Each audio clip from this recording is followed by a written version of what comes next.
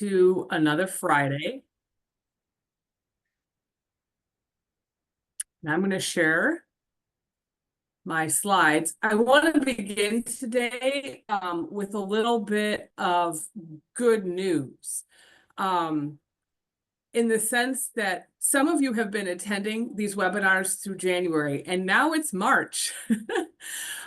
So for us, it feels like we've already been running a marathon. However, in the beginning of January, we were told this was all going to be over by the end of February, and it's not. In fact, the process has barely begun. And I think all of you can take an awful lot of credit in the last 6 weeks from moving Medicaid to cuts to somehow a thing that was going to happen to now a major issue that is being talked about in every congressional district in the country and that is making people really uncomfortable about cutting it. That is all due to the work of people like you who have been on the phones with their members of Congress and really doing the work of educating them about what these programs actually do in not only individual people's lives, but for the health and long-term care providers and small businesses that provide services to people. I happened to be at an event where Senator Tammy Baldwin was, and she went out of her way to say that in the last few weeks, there were times when her office was getting as much as 1,000 calls a day, most of them about Medicaid. And now they're down to 1,000 calls a week, which is still really high. And many of those calls are about Medicaid. So she went out of her way to say how helpful and how important it was that people were sharing her stories and that she was using those stories as she was talking with the press and in committee meetings and on the floor. And in fact, this week when the president addressed Congress, many members of Congress, including Senator Baldwin, invited guests who were people who were using the Medicaid program. So this issue has really become elevated and is now part of what members are talking about. That wasn't true in the beginning of January. And that's really important in the weeks to come, because I think what we could see is a real shift to either hide how they're cutting Medicaid or to maybe change the course. And of course, our goal is to make sure that the program that people rely on stays intact. So just a little pep talk that if you're tired on a Friday, remember, you are the folks that got us to the point where we can keep fighting, and there's the promise of winning at the end of this. So this is my terrifying slide. You can look away and avert your eyes. Here's where we are. We're in the week of March 10th.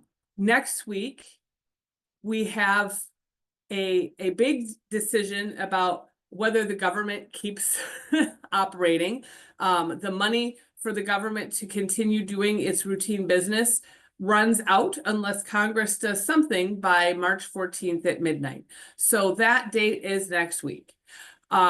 We know that Congress will be, both the U.S. senators and the U.S. representatives, is going to be in back in state the week of March 17th. And we are getting a little more clarity, perhaps, about where, the path of reconciliation bills. So eventually I will drop off some of these weeks, but the fact that we haven't had anything advance beyond this is a big deal, because again, it buys us a lot more time to continue educating members of Congress about why cutting Medicaid is not the best idea for the state, for the economy, and for the people who need either health or long-term care or both. So I'm going to highlight a little bit the the continuing resolution, which is basically the idea of, do we keep the government, the whole US government running, and the House reconciliation bill. The slide before showed you that lots of things are going on at the same time. That's really confusing for people, and that's kind of deliberate. So these two things are actually separate, but politically, they're very related. The continuing resolution, if you hear about that in the news, or sometimes it'll be talked about as a government shutdown, is really a separate decision from the House reconciliation bill, of which the budget resolution that kind of sets out how much cuts and what committees have to find how much cuts. They're separate, but they're going on at the same time. So the continuing resolution is about the money to keep the federal government open and running, okay? And that's what has to pass by midnight, March 14th. The reconciliation bill is decisions about future funding cuts and increases on future spending. So the reason these two things are somewhat related is that there are different groups of congressmen who would like to see either cuts made in the existing, to what the government is doing now using a continuing resolution, or increases made in the continuing resolution. And there are other members of Congress who say, oh, no, you have to keep everything funded exactly as it is. And if you start adding or subtracting, then we want more adjustments, maybe deeper cuts to the reconciliation bill. So in other words, if you think you want to use the continuing resolution to increase spending, then that means we want more cuts to the reconciliation bill, which affects future spending, not just what we're doing right now. That's how those two things are related. If the Congress can't figure out how to fund the operations of the government as it currently is, then we end up in a government shutdown, which has happened before. And the important part of a government shutdown is that it means that the money that the federal government flows to states, not Medicaid, but the positions that a lot of folks rely on, that money flow stops because Congress has not allowed the government to keep operating. So it means there are a lot of federal workers who get furloughed. It means that there is a disruption with federal money that comes to states. And there are lots of things that you may be familiar with in states, including our organization, other disability organizations, and many nonprofits and other groups who receive some amount of federal money for services that local folks rely on, that do not have a source of money and have to figure out how long they can stay open. So it's a big deal. The latest we know from our national partners, moving to the reconciliation bill. So Congress has to figure out whether or not it's shutting down the government next week. And it is likely that the House Speaker is going to try and do a vote on that on Tuesday. On the reconciliation bill, it does seem like there's a shift. Remember, the Senate was considering two different reconciliation bills, one smaller package which they introduced, which was only focused on border immigration and security, and then a larger package which they hadn't introduced yet that was about tax cuts.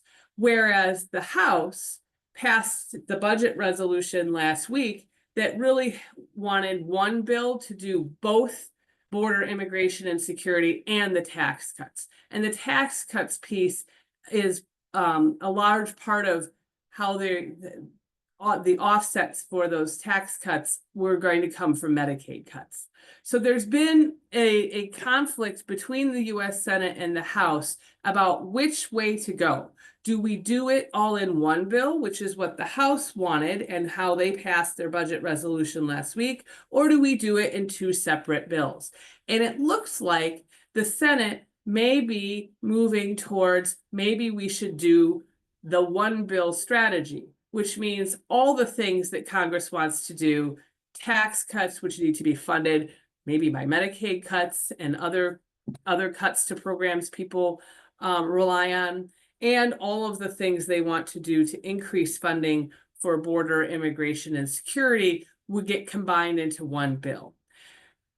Now, if the Senate has to agree to the same wording as the House. And if they do that, then reconciliation bills can move fast, because if the two houses agree to the same level of cuts and kind of where those cuts should come from, then they're on a pathway to having the same language come out of both the House and the Senate.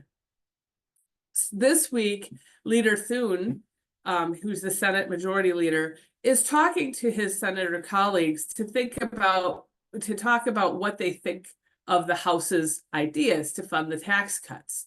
And so this is an important time to make sure that our US senators understand how you feel about cuts to Medicaid and the depth of cuts to Medicaid. Because at this point, what the House has said they want to do is make a total of $2 trillion in cuts and assign at least $880 billion dollars in cuts to the committee that oversees Medicaid. And most people think that the majority of that $880 billion will come from Medicaid. There is a lot of time here. I don't want you to think that we spend a lot of time talking about process, but the really good news is that we haven't really gotten to the first or second stage yet. The budget resolution really does demonstrate intent, but we still have time to influence what kinds of cuts they're thinking about, or whether they're thinking about cuts, right? And I just want people to know that we have bought ourselves time, and you continue to buy yourselves time to really draw out this process. And generally, the reason why legislators want things to move forward quickly is that it doesn't give people time to know what's in the bill and know what they're voting for, and it doesn't give people who might be affected by that legislation time to understand what's happening and react to it. And at this point, we have removed the excuse of ignorance. There are too many lawmakers who have heard way too much from way too many people from all sorts of different angles about why Medicaid cuts are a really bad idea. And so they don't have the excuse that they didn't know anymore, that this would be a problem. And now they have to figure out, okay, how do you make $880 billion in cuts? And we will learn the ideas that they're actually proposing and be able to assess what they would mean and provide them more information about what it would mean to the state and the people who get paid by or rely on Medicaid for health and long-term care services. So we are still in this orange position here on the House side, and the Senate hasn't figured out what it's going to do yet, whether it's going to go with the House one bill plan and whether it agrees with what the House already passed, or if it wants to do one bill but might have different ideas. There's a lot of ways that there could be conflict here. And whenever there's conflict, it means things slow down, and there's an opportunity to influence that process and that content, because the only way cuts happen is if the US Senate and the US House agree to the exact same language. So we're in the orange part, kind of on the beginning part of the orange part, and we have to get all the way to the purple part here, which is, potentially many months. So we do not have a set timeline on when the ideas on how the House committee would like to cut Medicaid will be public. And again, this is an important item because according to, Speaker Johnson last week thought that the committees would be kind of done with the ideas on how they were going to make cuts the week after they come back from in-district meetings. So not March 17th, but the week after. So his original timeline was by the end of this month, the committees would be kind of done with figuring out how they were going to make the cuts that were assigned to their committee. We haven't seen those committees, anything from those committees yet. And certainly there has been a lot of discussion amongst national lawmakers about Medicaid and many people being uncomfortable with Medicaid cuts because they know people are watching. Delaying the release of details is a strategy. Okay, so as much as we are trying to slow things down to make sure people understand the impact of what making cuts might mean, lawmakers are also trying to make sure that people don't know what it is they're thinking about because it buys them time. It buys them time to think about a message or make an argument, or release their ideas very quickly and then move them forward in a process before people really know what they mean. And it also means that, when you're dragging your feet, sometimes people get frustrated and they stop making contact with you. And delaying is also about trying to get constituents to get distracted by something else or, stop paying attention because they're tired or unsure or distracted by other issues. So we really can't take the pressure off. We can't let them think that delaying means that we're not paying attention. We have to get more and more people paying attention to what they're doing because that may influence the ideas that they're considering. So why do we think Medicaid cuts are likely? If you've been here every week, you've seen this particular slide before, but I think it's a good visualization, right? The committee that oversees Medicaid in the House of Representatives is the Energy and Commerce Committee. And you can see in the larger block here that all the things that the committee oversees. Most of it is Medicaid or Medicare. Those are the two things that make up the majority of the spending available in that committee. Okay, and you can see how much cuts are required in that committee. The president and others have long promised that Medicare will not be touched, which leaves the next biggest thing is Medicaid. And if you're trying to make big cuts, it makes sense to go with the largest pot of money because you can get the most cuts out of the one spot. The little other piece that committee covers, you can see that if they got rid of all the other things besides Medicare and Medicaid, they would still have to cut more to get to $880 billion. There have been a number of fact checks out there. Here's one of them. So some people have reported that lawmakers have told them, well, the budget resolution didn't say Medicaid, so you can't be sure that Medicaid cuts are on the table. And here's an article that says, well, there's no way to get to that number of 880 billion without cutting Medicaid. This fact sheet was released, I think, this week. Even more recently, the Congressional Budget Office 2 days ago released its analysis. Lawmakers had asked them, hey, does this budget resolution mean Medicaid cuts will happen? And the Congressional Budget Office is a nonpartisan analysis center that works for Congress. it's very similar to our state legislators' Legislative Fiscal Bureau. So it's a resource for members of Congress to ask questions and get an independent analysis of, what does a certain policy mean? Or what does this idea actually do?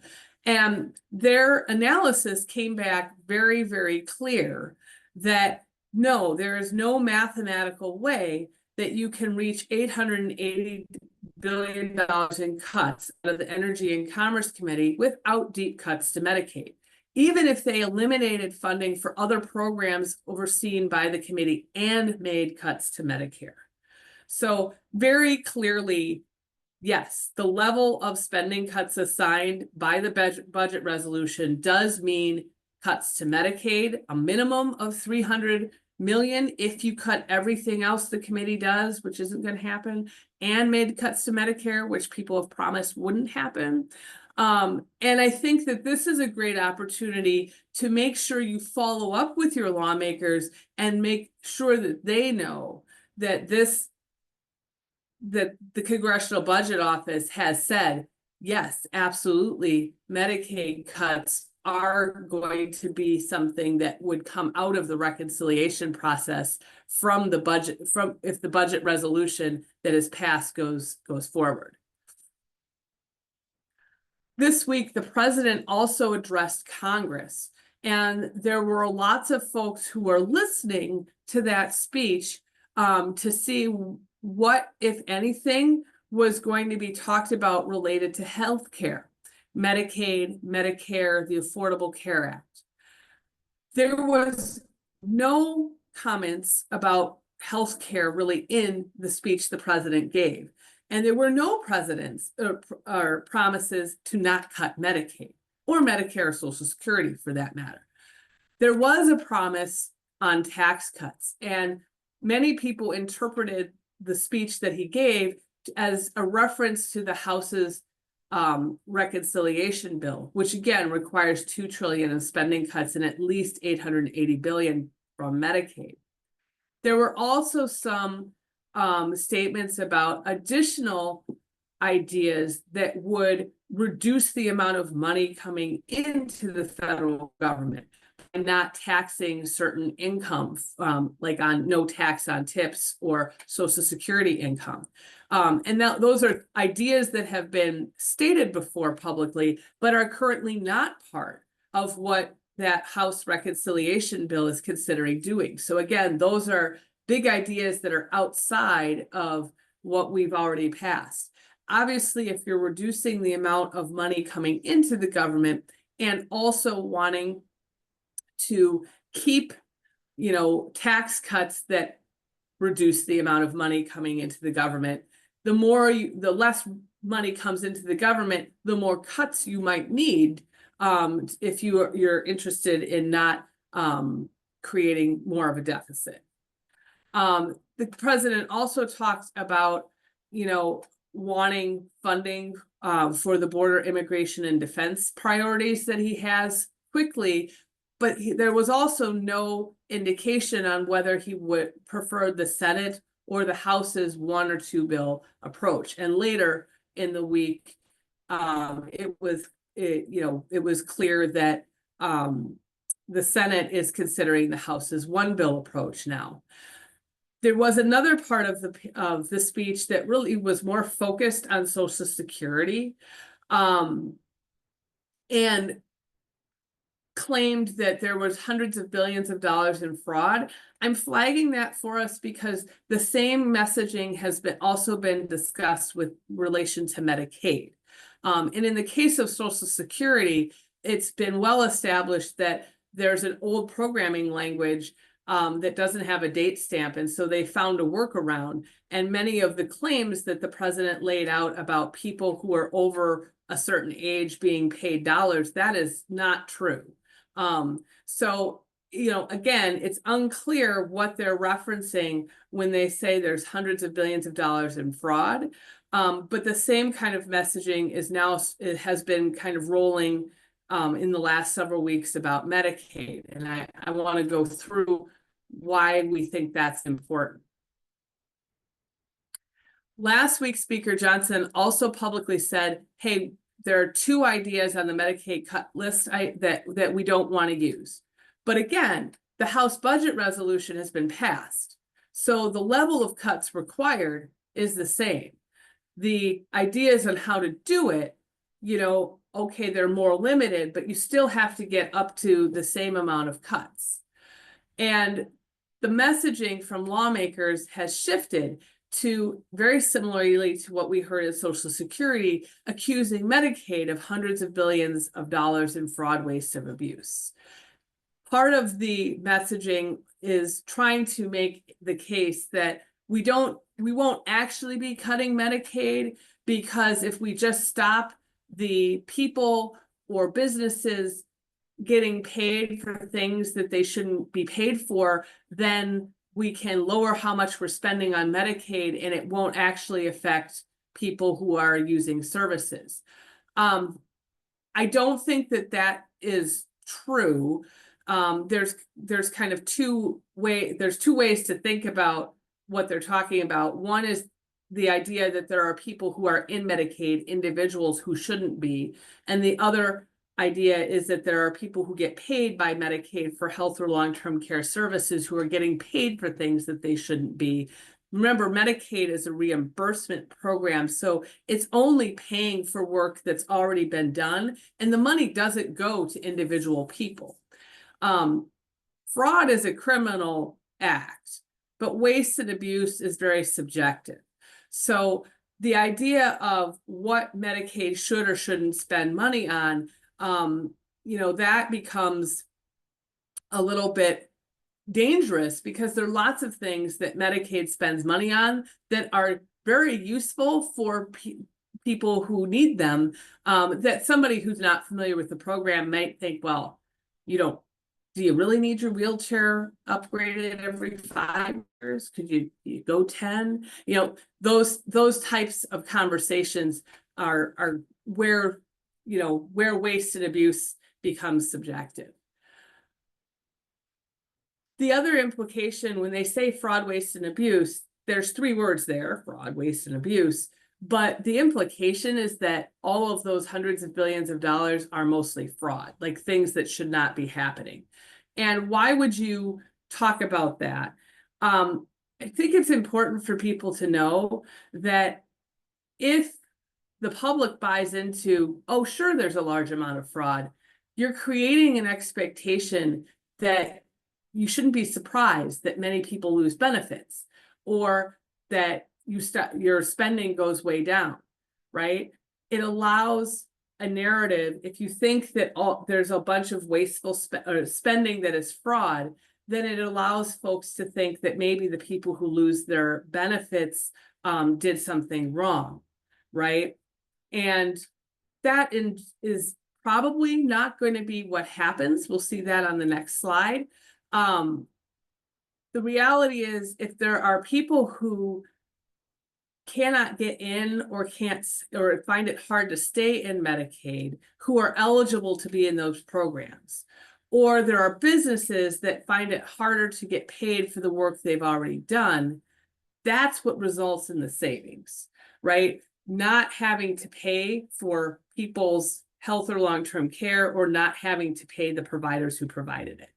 That's how you get savings. And if you label it as not paying for those things is because you're addressing fraud, waste, and abuse, it looks like you're being responsive to a problem, when in fact you may be not getting eligible people the services that they need. So there is some information about fraud, waste, and abuse in Medicaid. I don't think anybody would say it is 0, because it's not.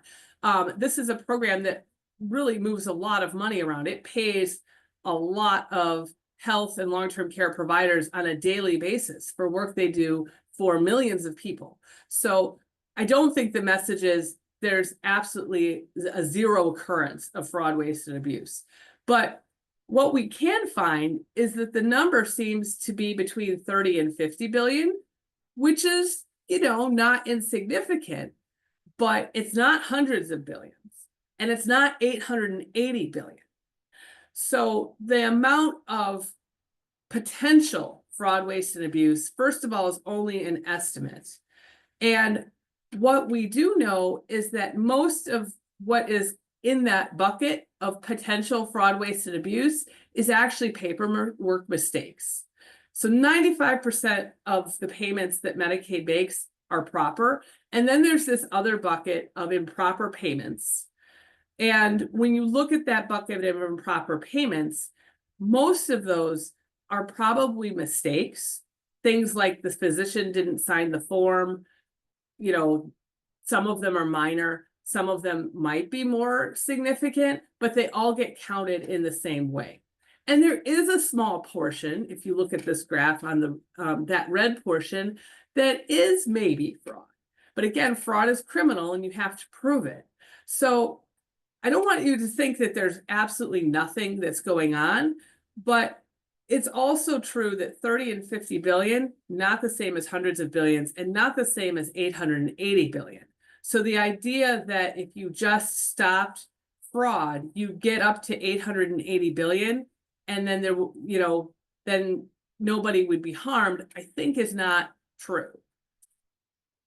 And just a little bit more about what's labeled as an improper payment. Improper payments include paperwork mistakes. Sometimes people get paid more than they're supposed to. Sometimes people get paid less than they're supposed to. Those are all in that bucket as well. So, and the agencies that kind of collect this information very clearly say that the improper payments do not detect or measure fraud. They recognize that a small portion, a subset of improper payments might be fraud, but these aren't hard numbers that are predictable and really give you a rate of fraud and what's happening. So I think it's important for people, you know, as we move into a messaging phase where there's actively folks who would like the larger public to believe there's fraud, waste, and abuse in Medicaid that should be stopped as a way to, you know, justify Medicaid cuts. It's important for us to talk about not what Medicaid buys, but what it does. Because many of you have been really smart about talking about why Medicaid matters and what it means to you and what it would mean if anything changed. And I think you can get more granular and more make some stronger statements about the things that Medicaid, that I get through Medicaid result in these kinds of outcomes. It keeps me out of the hospital. It keeps me out of the nursing home. It helps me manage health conditions that, if aren't managed correctly, become really expensive hospitalizations. It prevents me from acquiring new disabilities or conditions that become very hard to treat because I didn't get the care I needed at the right time. Lots of people rely on Medicaid services to become employed or to maintain employment. That is an outcome, again, of these programs that is important, not only to the individual, but to the community and the greater economy. And I think that the more folks can kind of add to their stories about what it means, like what this help actually results in that is beyond Medicaid, the more the argument that the spending to achieve these outcomes is somehow wasteful diminishes, it goes away, right? Because it's very hard to argue that you don't want a group of people who needs help to have the best outcomes possible for the lowest price, and you want to keep them out of the most expensive settings. And Medicaid is actually a very cheap way to keep people alive, safe, healthy, and contributing. And I think a lot of folks, especially lawmakers, see Medicaid as a big expensive item, but it is actually the place in healthcare where the costs are absolutely controlled, which is not the same on the private sector insurance market. So Medicaid is the place, and to a certain degree, Medicare, where the government has a lot to say about how much providers are paid, businesses are paid to provide those services, and it is the government that holds those costs down or decides whether businesses need a raise or workers need a raise. And it is a way that you can serve an awful lot of people that need help for a fairly low cost, even though we're talking about trillions of dollars, supporting the people who are in Medicaid, in the private market isn't possible when the private market doesn't offer things like long-term care. There are a few things that we are learning from our state that help us talk about, answer some of these messages. We did ask our Department of Health Services, hey, do you have any ideas about, whether there are people in Medicaid who shouldn't be? And it turns out not in Wisconsin, because Wisconsin does a really, really good job of making sure that the only people who are in Wisconsin's Medicaid programs are people who are eligible to be there. In other words, they meet the income and asset tests, and all of the information that people have to provide them, the proof that they meet those eligibility requirements is verified by a group of workers that Wisconsin and pays to make sure that the people who are accessing benefits really do qualify for all of them. Okay. Plus, we also check and recheck to make sure that the people who are already in Medicaid can still be in the programs. So the argument that there are people in Medicaid who shouldn't be, I think we can say that that is absolutely not the case in Wisconsin, because we've invested in so much support and workers who are helping people figure out whether or not they are eligible for certain programs, and moving them into, if they're not eligible for Medicaid anymore, moving them into, say, the Affordable Care Act exchanges or other paths. So what can we do this week? Lawmakers are hearing a lot from constituents. Remember, Tammy Baldwin was talking about 1,000 calls a day for a while, and now it's still 1,000 calls a week. We have to keep that up. A lot of members of Congress are not used to people watching what they're doing and being very critical of some of their ideas. So we have heard from many folks who have been told things like, well, I don't think you understand, or you're not correct about what this, that we are intending to cut Medicaid. Or we've heard people say that, there's folks that are showing up to in-district offices are there because somebody has paid them to be there, or they're being, somehow mobilized by a group that doesn't agree with us, that we don't trust.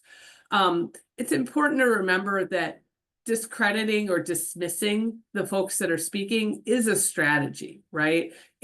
It helps lawmakers say, well, these people who are misinformed or don't know what they're talking about, or are here, for political reasons rather than here because they are really concerned about an issue. It helps me not have to listen to them, right?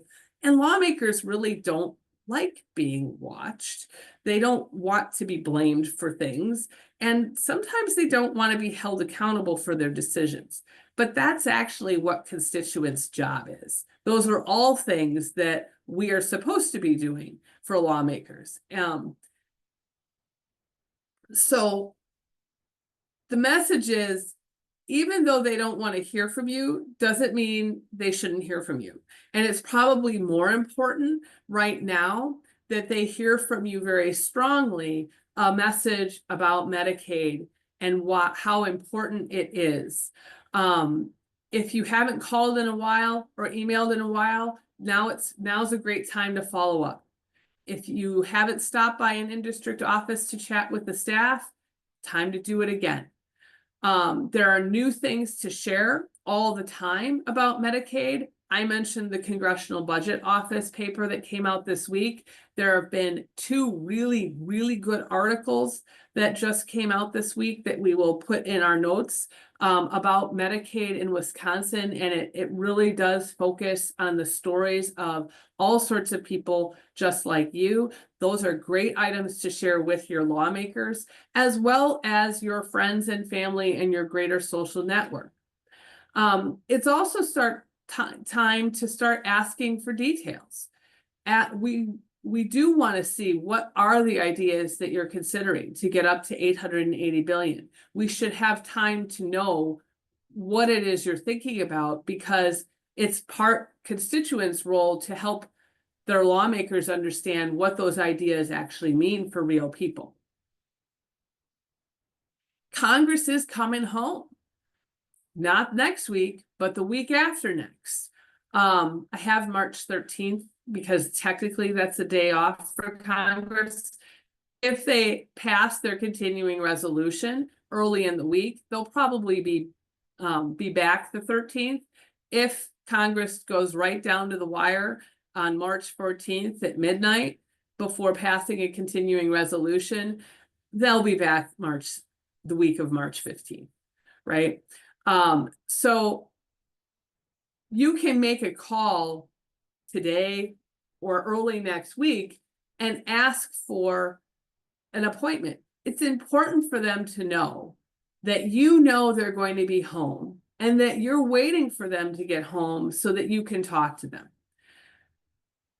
I think there's been a lot of members who've been told don't do town halls or events anymore because they didn't like when people showed up and asked hard questions and took pictures. But there's another approach to this. Think about making waves. You know, it isn't about gathering 400 or 500 people to a district office. It's about creating small groups of constant contact about the same issue. So if you have 2 or 3 friends to take with you, do that. Make sure that there's groups of 2 to 3 people, 3 to 4 people that are all coming into the office kind of constantly in that week, all there to talk about Medicaid. Keep it small, not 300, 3 to 4, but don't go alone, because you want to be able to have other people hear and see what you're hearing and seeing. You call first. You say, hey, next week, hey, I'd like to stop in on a day. What's your availability? See if you can set up an appointment with the congressman. If you can't set up an appointment with the congressman, ask to speak for appointment with the staff. If you don't get a response, go anyway. And if nobody's there, if you either have made an appointment and find the office is closed or dark and you're there, come prepared. Leave a note under the door. You can put it in an envelope and tape it on the door. You can bring a written copy of your Medicaid story to leave behind. That's probably a good idea anyway, right? So that folks remember what you were there to say. And if your office door is closed, you put your note on the door, you take a picture with your note, and you post that picture online and say, hey, I stopped by to see my Congressperson X today during office hours. The office was closed. Nobody was there to meet me, but I left my story behind and here's what it was. For those of you who are part of groups, or even if you're an individual, another approach is to invite the congressman or staff into your life for a day. And there are plenty of folks that have done similar things in the past. So if you're interested in doing that, reach out to us and we can help you figure out a plan on how to do that. In fact, there was just a very successful tour done this week with some of our state leadership that really focused on, home and community-based services and the kinds of lives that people could have. It was like a little tour and various people opened up their homes and their lives and invited state leaders who were in to see what these programs actually result in. It's a very good strategy, and it really does help decision makers learn. So that is a strategy that you could use. You could say, hey, could you come and, come to my house, come to my, come and see what my life is like in my home. Disability groups, organizations having events, lawmakers, you can always invite them. We know that there is a group that specializes in autism that has invited their state lawmakers to an event next week, and they're coming, so it's a great opportunity for lawmakers to engage with many people with disabilities and family members with disabilities, but it's also a great opportunity for all of you collectively to get your message about Medicaid together and really have some strong messaging to lawmakers about what those programs mean.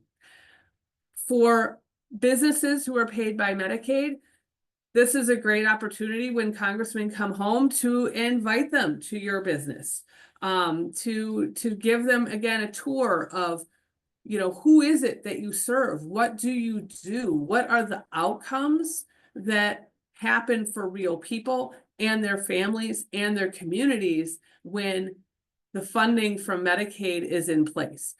Community health centers, lots of home and community-based providers like personal care or residential care or other places that have a place to go. Those are great stops for lawmakers when they're having a tour. And it's a great opportunity to talk about the impact that Medicaid has on the larger economic footprint for the state, which seems to be a message that is making a difference with a lot of lawmakers. There are still, we were on a call on Monday, and it's important for all of us to remember that even though some of us have been kind of working on this issue and concerned about it since January or before, there are still a tremendous number of people who rely on Medicaid programs and services who are totally unaware that these cuts are being talked about and what the scale of them would be and what the potential impact of them would be. 1.2 million people on Medicaid. A lot of people don't know that the program that they're in is actually funded by Medicaid. So family care, IRIS, children's long-term support, Badger Care, they have a forward health card. There are all sorts of programs that have different names, and people don't know that the funding source for them is Medicaid. There are all sorts of services that people receive: personal care, residential care, day services, pre-vocational services, and they may not understand that those services, especially in family care or IRIS, those are totally funded by Medicaid. So if you are a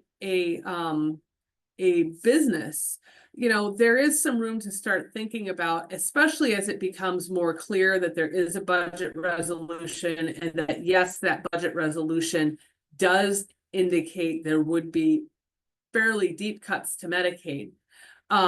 It's important to think through, how do you talk about that to make sure that there are more and more people who are aware of those cuts potentially coming and what they might mean, and to kind of expand the base of people that are talking to lawmakers about those impacts.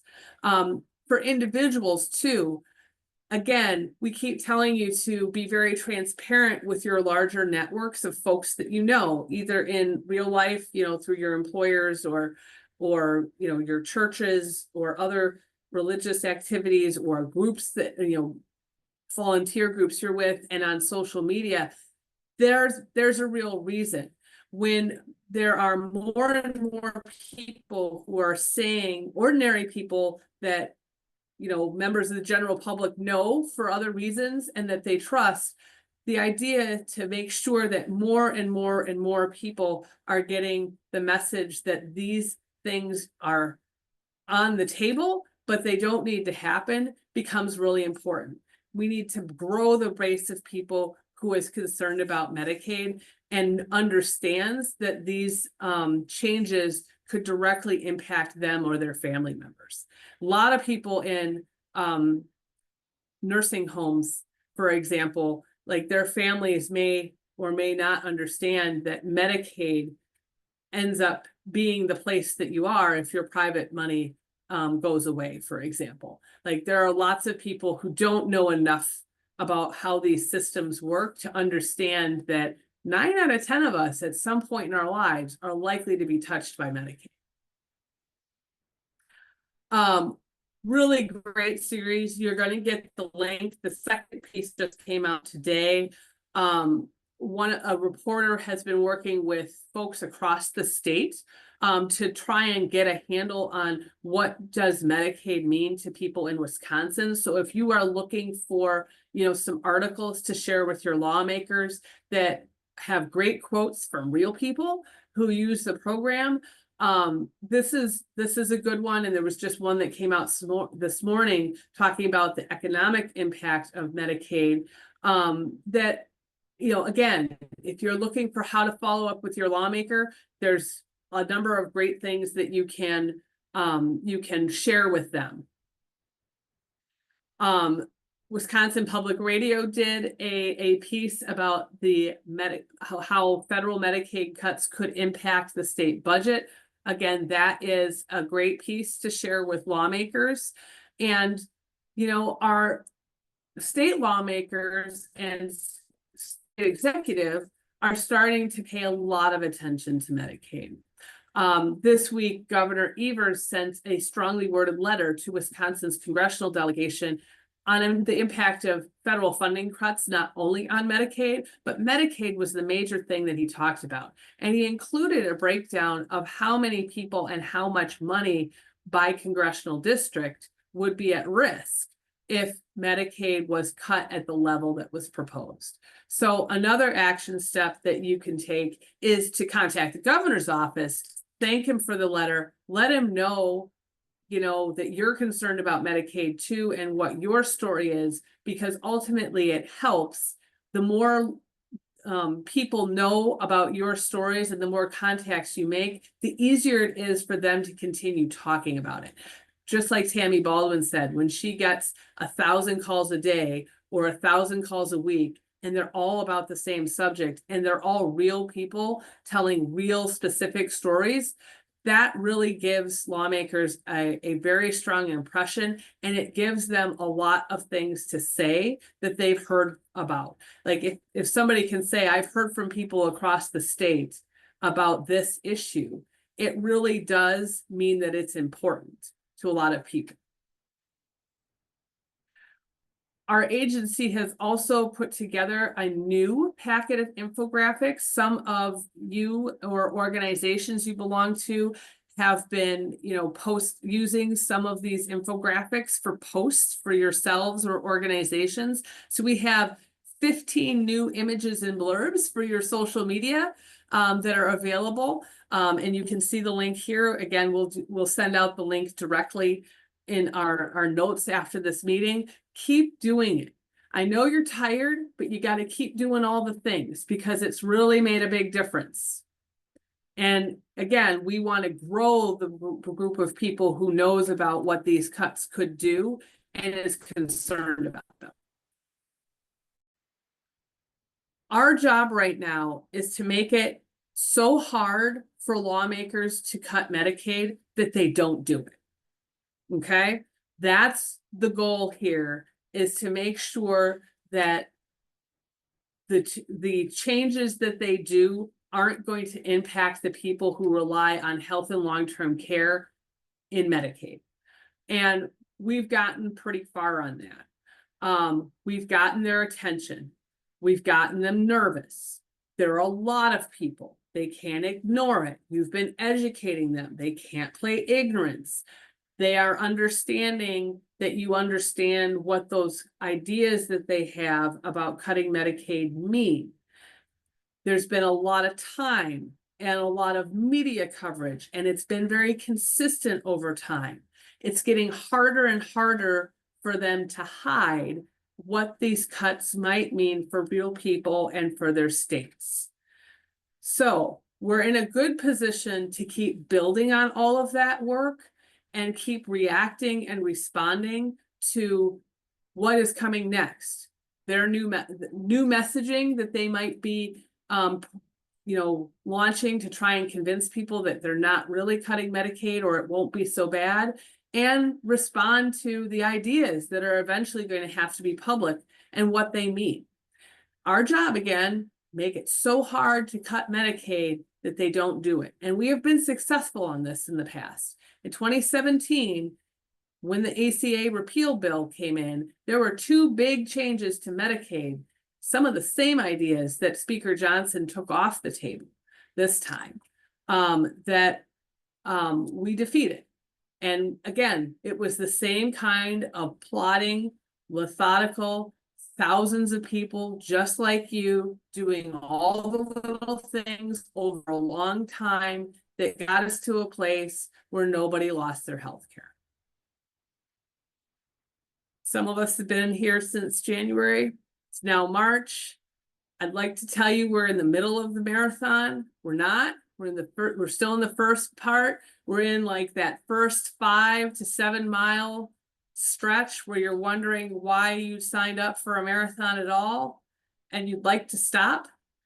They want you to give up and stop, but you got to push on, because the only way that we're going to see how this ends is if we get to the finish line. So you've got some things to do for next week. Make your calls. You can thank the governor. You can redo some of the calls that you've already made. You can call your in-district congressperson and ask for a meeting, or say when you want to show up. Get your stuff prepared in case you have to leave a note behind. You can use extra social media things and think about, are there things I can invite my lawmakers to? Are there tours that I can give?